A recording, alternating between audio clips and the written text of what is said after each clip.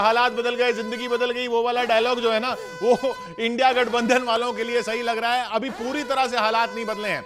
हाथ बदलेगा हालात, ये नारा था।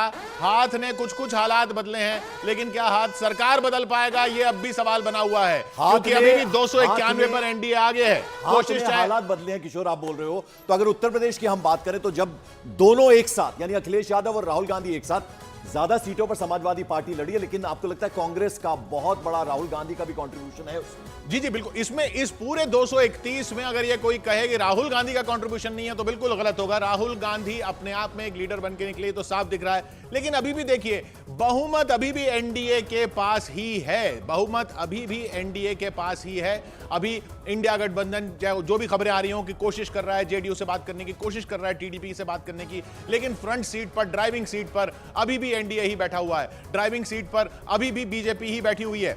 विवेक जी, ड्राइविंग सीट पर अभी भी बीजेपी बैठी हुई है, आप ये मानिए?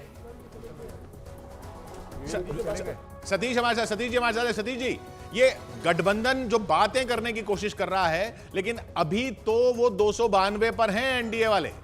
देखिए, अब सरकार जो भी बनेगी, चाहे भाजपा और एनडीए वाली बने, चाहे विपक्षी बने, ये डेमोक्रेटिक सरकार होगी। जो नहीं डेमोक्रेटिक क्या पिछली भी हर सरकार डेमोक्रेटिक है? नहीं, सुनिए तो बात। मैं कंट्रोल में रहेगी, बैलेंस में रहेगी, और सरकार के भीतर या बाहर वाले भी उसको कंट्रोल करेंगे। जैसे आप ही कह रहे हैं कि टीडीपी जेडीयू से बात करने का प्रयास हो रहा है, ममता से भी बात किया जाएगा, बीजेपी वाले ही करेंगे। सबसे बड़ी बात जो अब तक नजर आई है वो ये है कि भारतीय जनता पार्टी 250 के लगभग आ गई है। ये महत्वपूर्ण चीज है। अगर बढ़ती भी है तो 2, 20, 25, 10, 20 एक और बड़ी खबर आ रही है। जैसा हमने आपको बताया कि आज तक समेत सभी न्यूज चैनलों को पीछे छोड़ते हुए न्यूज 18 इंडिया यूट्यूब पर सबसे ज्यादा देखा जा रहा है इस वक्त। तो इस वक्त सबसे ज्यादा देखे जा रहे हैं आप सतीश जी, पूरे देश में आप सबसे ज्यादा देखे जा रहे हैं। जो बोल रहे हैं वो बात सटीक बैठनी चाहिए आगे चल के। यानी आज काउंटिंग का डे है और काउंटिंग कवरेज में नंबर 1 आप लोग को बधाई, न्यूज 18 इंडिया। सतीश जी, आप लोगों को बधाई। आप लोग को और ऑब्जेक्टिव, न्यूट्रल और मतलब स्टैटिस्टिकल, फैक्चुअल होना चाहिए। क्यों नहीं होगा? जो ट्रेंड है, जो फैक्ट सामने आ रहे हैं, जो चीजें आ रही हैं, और आप निर्भीक होकर न्यूट्रल बोलिए ना, और कौन रोक सकता है आप? अच्छा, एक बात बताइए, अब विश्लेषक जो है वो एक शब्द निकाल के लाएंगे जो ऐसा लग रहा है, चाहे बीजेपी की सरकार बने, चाहे एनडीए की सरकार बने, लेकिन एक शब्द फिर से निकल के आएगा पिटारे से, उसको कहते हैं अंडर करंट। कि साहब अंडर करंट था जो नहीं पढ़ पाए, जिस चीज को विश्लेषक ना पढ़ पाए, जिस चीज को कोई पोलस्टर ना पढ़ पाए। ईवीएम देखिए, ये एक मिनट, उसको कहते हैं अंडर करंट। एक मिनट सतीश जी, हाँ, पोलस्टर और ये जो क्या कहते हैं, मुझे लगता है वो पोल के हैकर्स हैं, उन लोगों को तो रिजेक्ट ही कर देना चाहिए। मुझे कोई, आपने मुझसे सुबह भी जबरन पूछा था तो मैंने क्या कहा था? मैंने वही कहा जो हम देखे, और हम तो करीब 400-500 लोग से कंस्टिट्यूएंसी में मिल के आए हैं। तो कौन कहता है कि बेरोजगारी और महंगाई मुद्दा नहीं था, संविधान मुद्दा नहीं था? लेकिन इतना बड़ा नहीं हुआ कि बहुमत आ जाए, ये तो दिख रहा है। ये देखिए, संगठन में भारतीय जनता पार्टी का कोई अभी भी मुकाबला नहीं है जी। और आप देखिए कि बूथ मैनेजर्स, बूथ का पन्ना कमेटी, वहां का पोलिंग एजेंट, ये सब कुछ भाजपा के पास होता है। सुधांशु त्रिवेदी हमारे साथ हैं। समाजवादी, कांग्रेस पार्टी और इवन आरजेडी, इन लोगों के पास की भारी कमी है। चलिए, सुधांशु त्रिवेदी जी हमारे साथ जुड़ गए। सुधांशु त्रिवेदी जी, बहुत बहुत अभिनंदन आपका। न्यूज 18 इंडिया पर 400 का नारा था सर, लेकिन उसके ठीक उलट होता हुआ नजर आ रहा है। 291 पे सिमट गया एनडीए, क्या कहेंगे सर?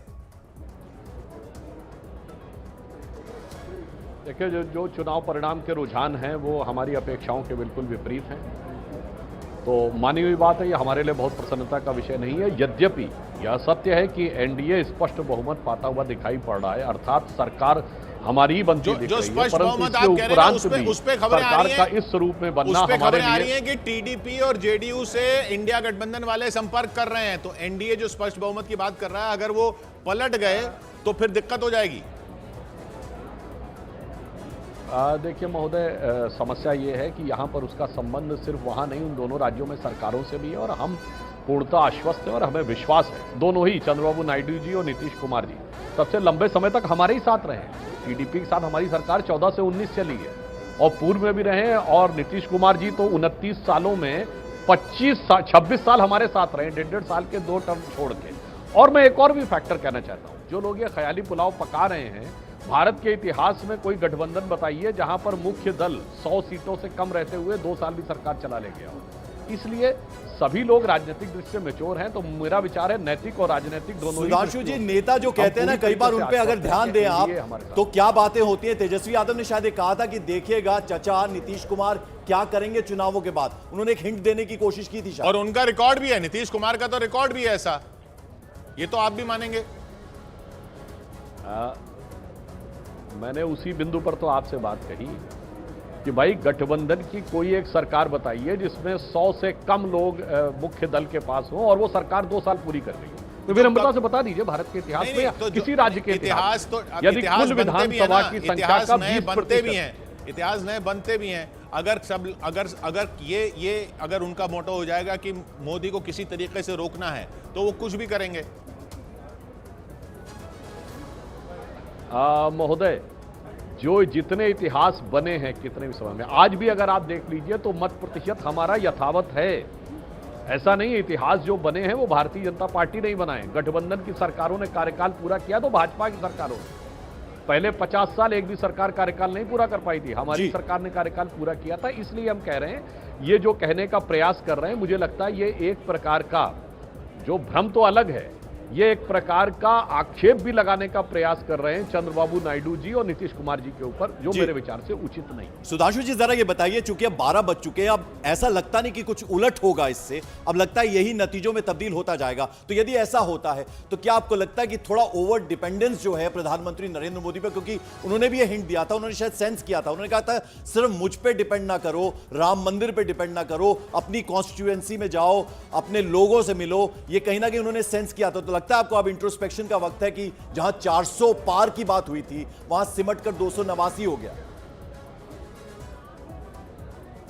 देखिए, यदि संख्या वैसी ही रहती है जो दिखाई पड़ रही है, यद्यपि हमारा मानना है अभी 1 बजे तक पिक्चर और क्लियर हो जाएगी, तो फिर मैं आपसे कहना चाहूंगा, इतना बड़ा देश है और इतना बड़ा चुनाव, तो इतना सहज नहीं है कि विश्लेषण करके 1, 2 या 3 कारणों पे जीरो डाउन कर लिया जाए।